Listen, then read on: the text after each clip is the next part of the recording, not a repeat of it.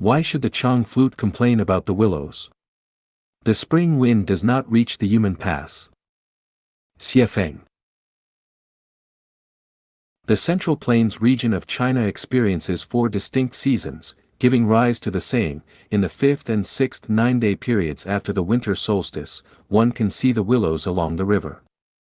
However, in places like Tianshui, Linxia, Wuwei, and Zhangye in Gansu province, by the time the 9th 9-day period arrives, signaling the start of planting, spring is still reluctant to fully arrive at Yumen Pass, hesitant to climb up to the willow treetops. Even when areas near Yumen Pass, such as Jiuquan and Jiaguan, are bustling with red apricot branches hinting at spring and spring rivers warm as ducks flutter about, Yumen Pass remains cold. It may not be completely frozen for 1,000 miles, with 10,000 miles of drifting snow, but it endures biting winds, and its willows droop as if in tears. No wonder the Chang flute's melodies are filled with sorrowful tones. Oh, willows of Yumen Pass, why can't you compete with the verdant willows of neighboring regions, showing off your lushness and green to rival theirs? Can we blame the willows of Yumen Pass? Certainly not, because the spring wind does not reach the Yumen Pass. Why doesn't the spring wind reach the Yumen Pass?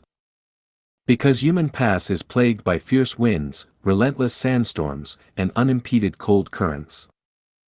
When the greatest creator's spring wind has already graced the farthest corners of the earth and clothed willows worldwide in green, the land of China remains blanketed in ice and snow, its chill biting deep.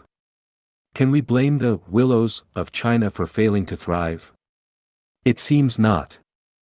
In this eastern land, the greatest creator and the Tripitaka are ignored. There is no God, no Buddha, no law, no order, much greed, much killing, much deceit, much falsehood, no loyalty, no filial piety, no kindness, and no righteousness. The greatest creator's spring wind cannot penetrate. When will the spring wind of the greatest creator finally reach this eastern land, blessing China with majestic landscapes, abundant resources, honest and simple folk, ample food and clothing, and everywhere filled with warblers' songs, swallows' dances, joy, and laughter?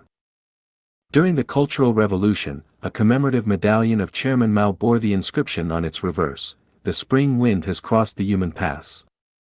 This suggested that the mighty eastward wind of the Cultural Revolution had swept through Yumen Pass, where the spring wind had always struggled to arrive.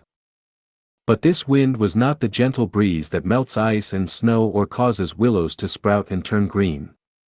Rather, it was an unprecedented gale, a violent storm that snapped branches and uprooted trees. Such a wind should never blow again.